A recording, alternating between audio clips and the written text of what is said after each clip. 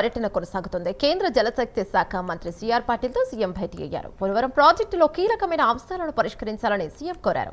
2027 గోదావరి పుష్కరాలలోపు ఈ ప్రతిష్టాత్మక ప్రాజెక్టును పూర్తి చేసేందుకు పూర్తి సహకారాన్ని అందించాలన్నారు సీఎం చంద్రబాబు. తొలి దశలో 41.15 మీటర్ల మేర నీటిని నిల్వ చేసేందుకు అవసరమైన నిర్మాణాలను పూర్తి చేయాలన్నారు సీఎం. ఇప్పటికే తాను స్వయంగా 5 సార్లు ప్రాజెక్టును సందర్శించి పనుల పురోగతిని సమీక్షించినట్టుగా వెల్లడించారు సీఎం. 2026 ఏప్రిల్ 2 నాటికే కొత్త డయాఫ్రామ్ వాల్ నిర్మాణం పూర్తి అయిందని, గ్యాప్ 1, గ్యాప్ 2లలో కీలకమైన earth cum rock feel dam పనులు కూడా వేగంగా జరుగుతున్నాయని వెల్లడించారు. ఒడిశా, ఛత్తీస్గఢ్ రాష్ట్రాల్లో ప్రజాభిప్రాయ సేకరణ పెండింగ్లో ఉందన్న కారణంతో 2011లో ఇచ్చిన స్టాప్ వర్క్ ఆర్డర్ ఉత్తర్వులను శాశ్వతంగా ఉపసంహరించుకోవాలని కేంద్ర జలశక్తి మంత్రిని సీఎం కోరారు.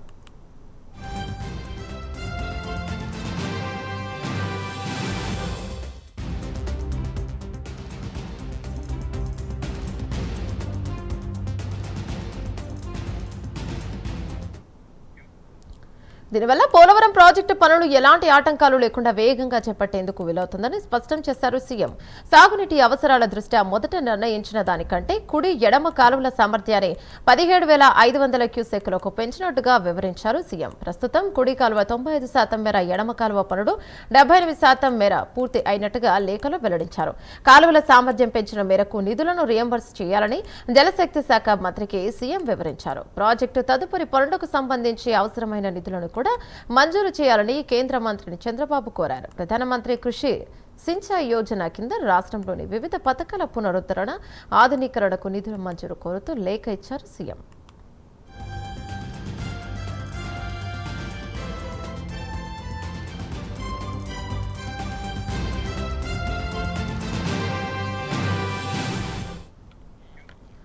హర్ ఖేత్ కో పానీ కార్యక్రమంలో భాగంగా చెరువులు, కుంటల మరమ్మతులు, పునరుద్ధరణ, ఆధునీకరణ, కాలువల పూడికతీత, గట్ల బలోపేతం లాంటి పనులు చేపట్టాల్సి ఉందని వెల్లడించారు సీఎం. రాష్ట్ర వ్యాప్తంగా 297 నీటి వనరుల పునరుద్ధరణ కోసం 285 కోట్ల నిధులను విడుదల చేయాలని కేంద్ర మంత్రిని సీఎం చంద్రబాబు కోరారు. సుప్రీంకోర్టు తుది తీర్పు వచ్చేంత వరకు ఆలమట్టి ఎత్తు పెంచే అంశంపై గెజెట్ నోటిఫికేషన్ కూడా విడుదల చేయవద్దని కేంద్ర మంత్రి సిఆర్ పాటిల్కు విజ్ఞప్తి చేశారు. ఆనకట్ట ఎత్తును 519.60 మీటర్ల నుండి 524.256 మీటర్లకు పెంచితే ఏపీ ప్రయోజనాలకు ఘాతం కలుగుతోందని, ఎలాంటి సాంకేతిక, పాలనాపరమైన అనుమతులు మంజూరు చేయవద్దన్నారు. అప్పర్ కృష్ణా ప్రాజెక్టు ఫేజ్ 3 కింద భూసేకరణ, ఇతర సన్నాహక పనులను చేయకుండా కర్ణాటకను ఆదేశించాలని, సుప్రీంకోర్టు తుది తీర్పు వచ్చేంత వరకు యథాతథ స్థితిని కొనసాగించాలని కోరారు సీఎం.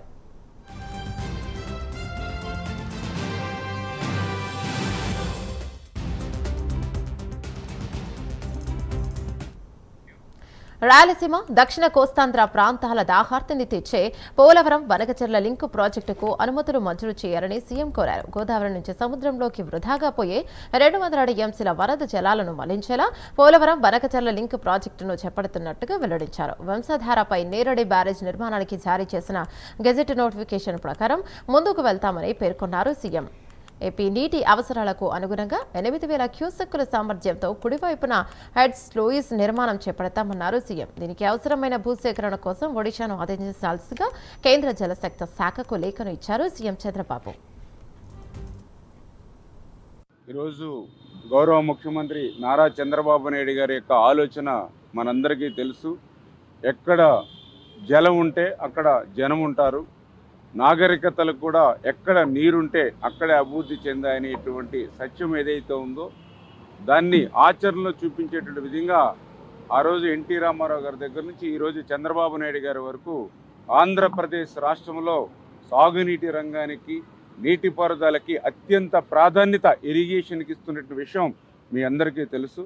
అందులో భాగంగానే మొన్న కూటమి ప్రభుత్వం అధికారంలోకి వచ్చిన తర్వాత మరి ఈ యొక్క 24 నెలల పరిపాలనా కాలంలో చంద్రబాబు నాయుడు గారు ఢిల్లీ వచ్చినప్పుడు కూడా ప్రత్యేకించి పాటిల్ గారి కేంద్ర జలశక్తి మంత్రివర్యులతో కూడా పలు దఫాలుగా ఆయనతో సమావేశమవుతూ ఆంధ్రప్రదేశ్ రాష్ట్రంలో సాగునీటి రంగానికి మరింత ఊతమిచ్చేటువంటి విధంగా కేంద్ర సహాయ సహకారాలను ఎప్పటికప్పుడు అభ్యర్థిస్తూ అందులో భాగంగానే ఈరోజు కూడా కేంద్ర జలశక్తి మరి పాటిల్ గారితో చంద్రబాబు నాయుడు గారు కూడా ఒక మంచి వాతావరణంలో యొక్క ఆంధ్రప్రదేశ్ రాష్ట్రం వైపు నుంచి ఏవైతే ఈ యొక్క నీటిపారుదలకు సంబంధించినటువంటి విషయాలు ఉన్నాయో వాటన్నిటిపైన కూడా మంచి వాతావరణంలో కూలంకషంగా చర్చించడం జరిగింది.